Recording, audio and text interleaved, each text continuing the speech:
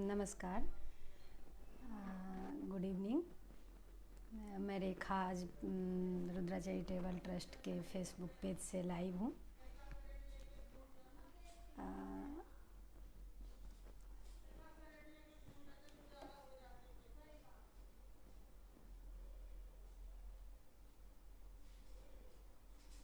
मैं अपनी बातें शुरू करूँ इससे पहले कुछ लोग आ जाएं।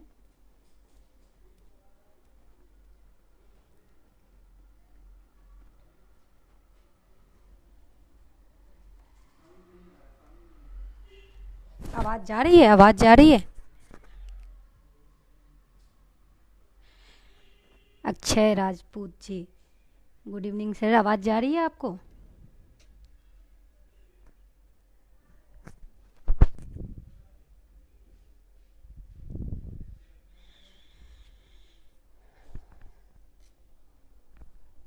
आवाज़ जा रही है? शायद आवाज़ नहीं आ रही, थोड़ा कुछ प्रॉब्लम है।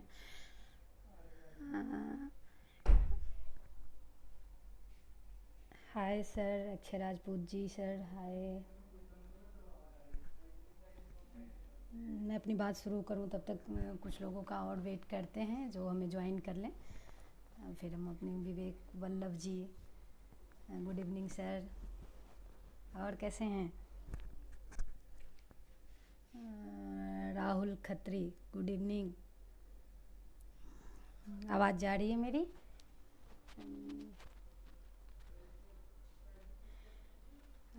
Okay. Satyarth sir, hi sir. या कुंदन सर, हेलो कुंदन जी, good evening. Doctor Shashi Prakash, good evening sir.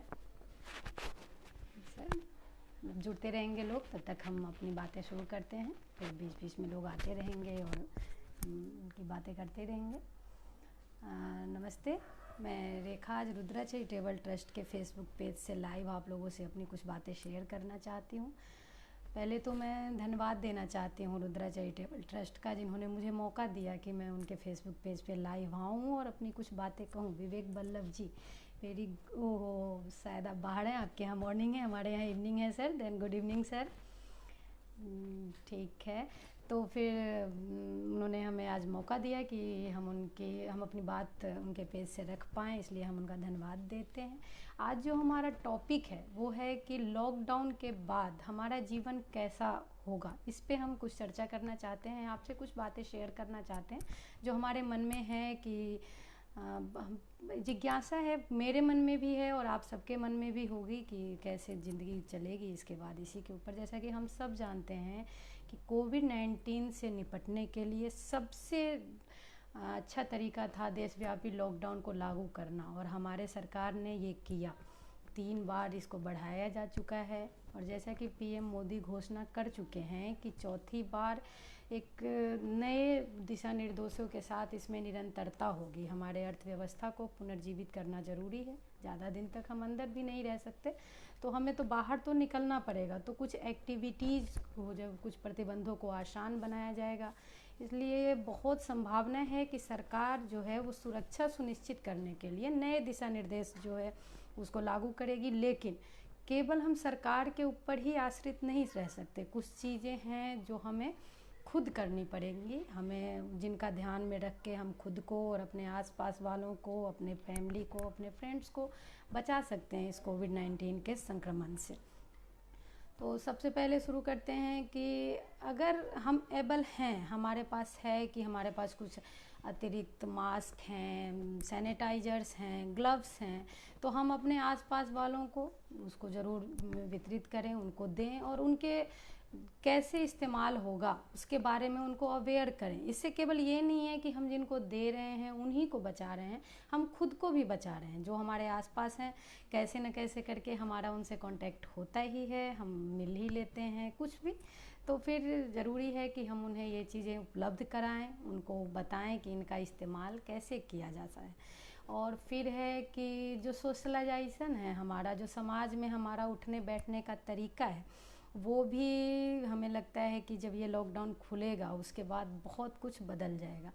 जैसे हम पहले बेधड़क किसी के घर चले जाते थे, कोई हमारे घर चले आता था, वैसा कुछ अब सब आपको भी पता है। ये सब खुलने के बाद अब लोग डरने लगे हैं, लोग एक दूसरे से सामने। और वैसे ये तरीका भी सही है कोविड-19 से बचने का, कि ये चीज़ सोच के ही चलें कि सामने वाले को कोविड-19 है, देन आप अपने आप को बचा सकते हैं। तो फिर ये जो तरीका है कि समाज में जो मिलने जुलने उठने बैठने का जो है वो बदल जाएगा, लेकिन ऐसा ना हो कि जो हम ये दूरी रख रहे हैं वो दूरी मन की दूरी हो जाए, कोई अपने आप को हम अलग थलग महसूस करने लगे, इतना अकेला फील करने लगे कि उसको बुरा लगे। तो अभी डिजिटल हो चुकी है दुनिया, हमारे पास फ़ोन है, हम वीडियो कॉलिंग करते हैं, हम बातें करते हैं, तो हमें शायद सबसे बातें करके जुड़े रहना चाहिए, एक दूसरे का हाल चाल लेना चाहिए अपने स्वास्थ्य के लिए। अगर और फिर अगर आपके घर कोई आने जाने वाला है जो आ रहा है, तो उसके स्वास्थ्य के प्रति भी थोड़ी गंभीरता से रहें, उन पर नज़र रखें। कोई दोस्त अगर आपसे मिलने आना चाहता है, कॉल करता है कि भाई अब तो बहुत हो गया, अब हम नहीं रह सकते, अब हमें मिलना है, आके ही मिलना है, तो यथासंभव कोशिश करें कि नहीं ऐसे है तो जब तक ज़्यादा ज़रूरी नहीं हो तब तक मिलना अवॉइड करें, अपने घर में रहें। काम के बिना तो आप रह नहीं सकते, पर कुछ चीज़ें ऐसी हैं जो हम अगर नहीं भी करें तो चल सकता है। ये भी सुनिश्चित करें कि जो आपके आसपास के लोग हैं, जो हमारे नेबर्स हैं, जो हमारे फैमिली है या जो है, उनको कोविड-19 के बारे में और जो भी स्वास्थ्य सेवाएं आसपास उपलब्ध हैं उनके बारे में, और आरोग्य सेतु जैसा ऐप उनके पास ज़रूर हो, उन्हें पता हो कि सरकार के दिशा निर्देश क्या चल रहे हैं, उनको इन दिशा निर्देश की सही जानकारी मिलती रहे, और सूचना जो हो उनके पास वो सही हो। ऐसा ना हो कि ऐसा कुछ गलत सूचना मिल जाए जिसकी वजह से भय व्याप्त हो जाए। और सबसे ज़्यादा ज़रूरी जो सामूहिक समारोहों में जो जाना है, जैसे शादी है, पार्टीज हैं, इनमें जाना अवॉइड या कैंसिल ही करें, बिल्कुल कोशिश करें कि ना जाएं। सामूहिक समारोहों का मतलब ये नहीं कि खाली शादी और पार्टी, आपका ऑफिस जाना ज़रूरी है, पर ऑफिस के जो कैंटीन है ये भी एक बहुत बड़ा वो हो सकते हैं इस बीमारी को फैलाने के लिए, तो वहाँ भी जाने से बचें।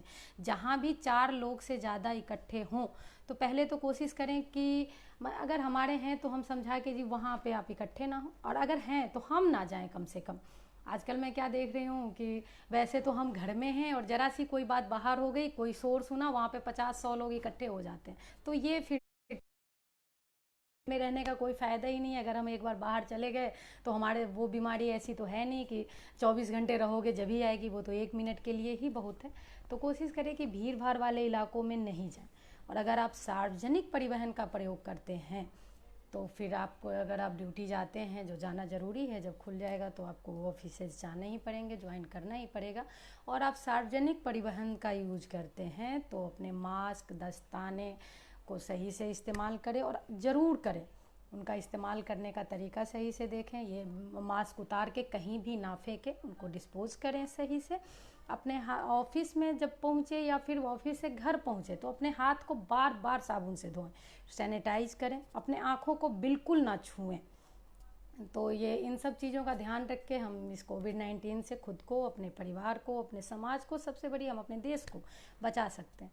और आज वैसे तो मुझे इतना ही बोलना था, पर कुछ एक टॉपिक है मैंने आज न्यूज़ में देखा तो मुझे लगा कि शायद हमें इस पे बोलना ही चाहिए, तो मैं इस पे भी कुछ बातें करना चाहूँगी आप लोगों से। जैसे कि जो हमारे ये मज़दूर हैं, हम सबसे ज़्यादा विकट परिस्थिति है इस समय उनके लिए, हमारे मज़दूरों के लिए, हमारे मध्यम वर्ग लोगों के लिए।